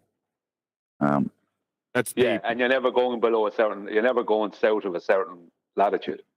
It's part of the time bandits thing, QE. So it's part of the way in which you pervert the map and pervert the route by using magnetic declination, and also the varying time zones which are geolocating, you see. So if you've got different time zones, it's moving it, and it's those 20, 24, and then something like 30 in south of the equator that help in this perversion and, as I say, kind of construct the ring road that you can't get off.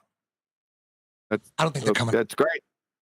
From up there. Can we hit play? I don't know, but I'm just guessing. I don't know shit. I'm just guessing. Keep saying it, but you do. You know, when you look at government documents, NASA documents from NASA.gov website, from like the Army website, there's all these documents. There's a shit ton of them, and they have nothing to do with flat Earth. They have nothing to do with flat Earth. But one has something to do with the calculating the motion of missiles and high altitude aircraft. So, like, if there's a high altitude aircraft, he's totally redeemed himself, and also completely contravened our current point.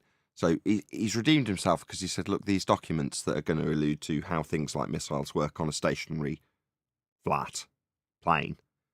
That's a good segue. However, it's still borderline highlighting things that are from the NASA opponent. Now, it's good in a way because it's, like I say, it's a flat Earth proof that he's offering up, and he's saying, here's NASA with a flat Earth proof. So I'm sure Quantum Eraser would approve, but it's slightly bad because it's, okay, let's repackage it to Scientology. Okay, well, look at all these Scientology documents that say Scientology's wrong. Yeah? So no, you're wrong. We need to go back into the archives of Scientology, because inside the archives of Scientology, it's pointing out how Scientology doesn't work. And in this case, back in the archives of NASA, we're finding out how they refer to a flat plane. Ergo, their globe rhetoric doesn't work. He didn't say NASA. He said military. Can we hit a J? Because I thought that was brilliant. I thought he ruled out the use of half of this stuff as any proof of flat Earth. The point I was asking him to make, and he did. Yeah. So he engaged in the lovely little stories, but he said, well, that's got nothing to do with flat Earth. But but there are some documents, and maybe he'll go, here's the Sea Sparrow, that do demonstrate a flat Earth. He said military, I thought. He said, not NASA. NASA is military. No, let me make the point. QE cites military stuff, How the Sea Sparrow works is how the Sea Sparrow works, it's not a cult thing. QE cites it perfectly well. If he's saying NASA, different matter, but I don't think he is. I think he's about to claim how ballistics work and how they're calculated, and which is, as far as I know, straight off QE's website. But one has to do with calculating the motion of missiles. Nathan. And high altitude aircraft. So, like, if there's a high altitude aircraft, it goes like 2,000 miles an hour or whatever the fuck it is, like, or a missile that goes like 2,000 miles an hour, whatever. The document or documents are all about calculating the motion of these things. Like, you know how precise it's got to be when you're calculating like the trajectory and the speed, how fast and where the target is. Every millisecond counts, right? Calculating the motion of missile, you can't like just round off numbers. It's got to be accurate. 1 millisecond off, and if your missile's trying to hit something, it's gone. And all those documents, when they're trying to calculate the motion of missiles, the number one step for the formula is you must assume we're on a flat, non-rotating Earth. Over and over, that's the number one thing. We're trying to calculate. So if mainstream astrophysics is saying that we're spinning 1,000 miles an hour at the equator, you would have to factor that in. We're going into how does this compare to the globe? But to his praise, he's referenced how those documents do demonstrate how operating anything that's flying through the air in this example has to be calculated over a flat and stationary Earth. Correct? Yeah. Nathan, when was the video? 2 days ago. There's something I must add. Well, then he's not keeping up with the flat Earth debate. I'm sorry. Why isn't he not discussing elevation angles? No, he's not. But our arguments have advanced. What more do you want? You're taking the piss. Because he's talking about aerospace. That. You're going to criticize that, Neil? No, I'm just saying. Why are we not there yet? Why are we not at least on? You can't get an elevation angle from a curved surface, or celestial navigation, or even the Because he's detailing aerospace, Neil. Because he's detailing aerospace, Neil, which is the best proof that the Earth is a flat plane. You would have to factor that in when you're calculating the motion of missiles. The Earth spinning, of course it's going to matter. Coriolis effect, of course. Then why are they assuming that, okay, to get the numbers right, you got to assume that the crazy conspiracy theory of flat Earth is real. You have to, you know what I'm saying? You want to get the right numbers? Well, that crazy conspiracy theory that we're on a flat, level plane? Honestly, I've never heard anything like this. I say this is awesome. That should just be the starting point that we're all suggesting. That starting point where he says, for it to work, he's saying you must assume that Earth is a stationary plane to do this, for it to be accurate. That's great, because that should be the starting point. That's exactly what we're trying to promote going into 2024. Where he went there, admittedly 11 minutes into the video, if that was just the foundation for all of the arguments that went forth. In order for any of the stuff that's being calculated in this instance, let's just start again. What Eddie Bravo is saying in this particular section, was said, is Earth's got to be measured flat. That's exactly our sentiment, isn't it? So kudos, Eddie Bravo. Well, I have something that I'm trying to say. Go on, Bri. You want? No, I'll go after you, Adam. It's okay. I thought it was needed to come back in. I just want to finish. I can't praise this anymore. You've also got to put it into the context that he's not on Flat Earth Debate. He's on some of the guys' radio show who wants to talk about these things. And what I heard was him take it apart, remove it off the table, the Feast of Nonsense, which is all we asked him to do. He downgraded it as Feast of Nonsense. He's then come on and he's cited military documents to make a point that this plane is a flat and stationary plane. He's flawless, mate, in my opinion. You might want to add a little bit yourself, but in this environment, he's not overloading with data. He's giving killer points, and it's presented in a calm and friendly manner. And I think it's absolutely flawless victory so far. Well, no, he's speculated about Ice Wall, but we've critiqued that enough. It's good to be a bit of a crap sandwich, which is what he's getting, right? Assume that's real. You're saying that Nathan, let me make my point. Let Brian talk so I can play the video over the top of him for humorous effect. Go ahead, Brian.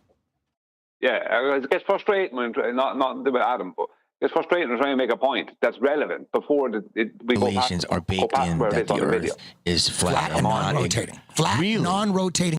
Nathan, right. This is getting annoying. I know that's probably what you want it to be, right? Oh, yeah, I get it. But it's not flat, stationary plane. It's flat, stationary, non-rotating plane. Why did they say that? Because they're claiming three things. One, that it's flat. Second, that it's stationary, which means it's not going up or falling down. You know, Albert Einstein and Dell and all them. And non-rotating, so it's not rotating. They're very specific. And it's not just NASA, it's Boeing and Lockheed Martin and others. As when they must reference out, they must reference it exactly as it is. Because we're dealing with aerospace. Now, when Eddie brought up, I think it was kind of missed what he was trying to say. He brought up military-grade weapons. We were talking about high-altitude planes, and you're talking about anti-ship cruise missiles and things like that. They fly at ridiculous speeds, according to military sources. So there can be no error. It must do what it does. There can be no adding in a little bit of globe. You can't do that. It has to work in a particular way because it's moving at Mach 3, Mach 4, some of these missiles. So you can't mess around. He's 100% correct. Earth. Really? I'll send you a video. How come no one ever talks about it? They do. In the flat Earth community, they bring it up. They go to NASA.gov website. They got to go to all these, anything, and it has nothing to do with flat Earth. It's just calculating high altitude aircraft. Like, what's that one? One of the fastest one, like SR or something, the Blackbird. Mm-hmm. Yeah, the document's trying to calculate its movement and its motion. Number one, must assume you're on a flat, non-rotating Earth. The opposite of, to get the numbers right, what's the opposite of ball? Flat. Yeah. What's the opposite of spinning? Not spinning. Yeah. So to get the numbers right, what we told you about Earth, you have to assume the opposite shit. Mm-hmm. Yeah, that's fucking... You know what I mean? You know, on the... When he says it's not flat Earth, what he means is it's not a flat Earth source, it's a hostile witness. When he's saying it's not related to flat Earth, because he then goes on to directly connect it to how Earth must be flat for this to work, he's actually saying the witness I'm presenting isn't some flat earther saying this is how it must work. It's NASA telling you how it does work. Not because it's a flat Earth document, because it's just a plane and how it works on Earth document that needs a flat Earth.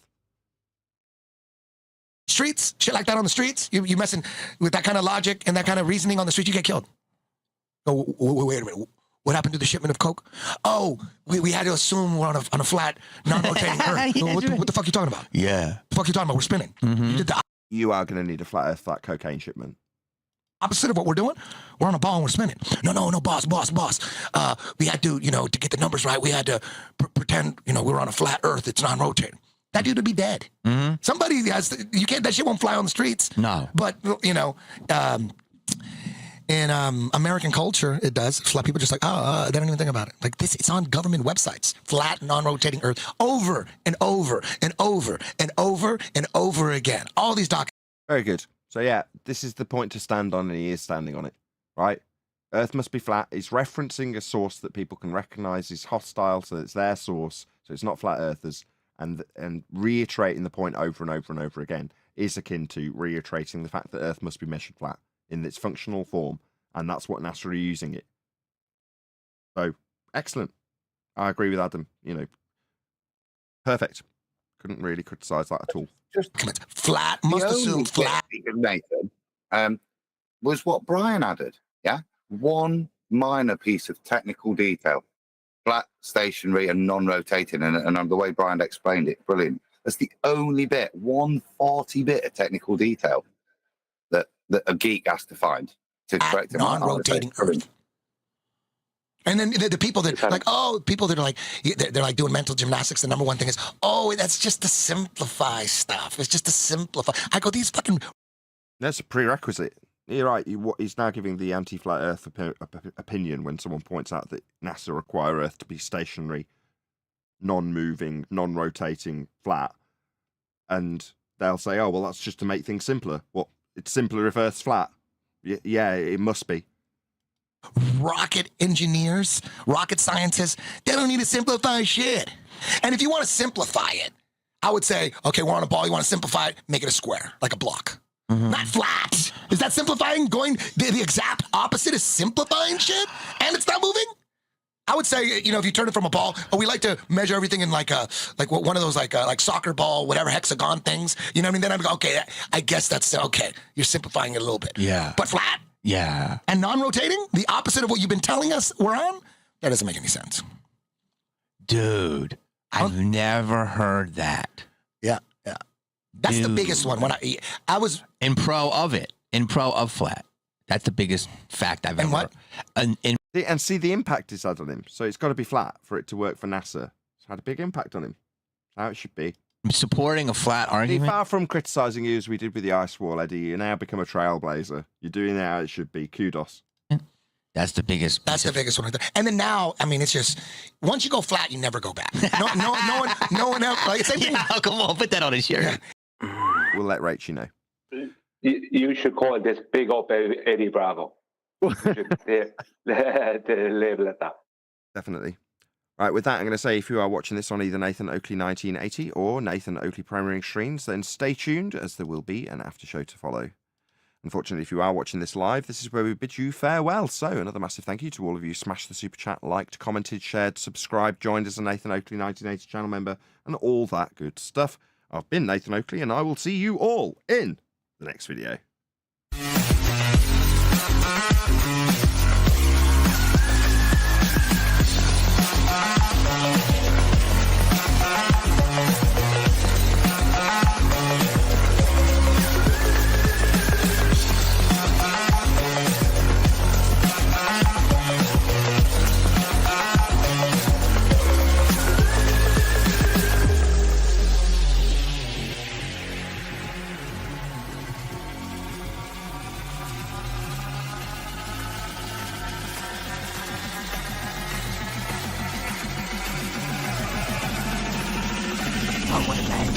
What a lovely day!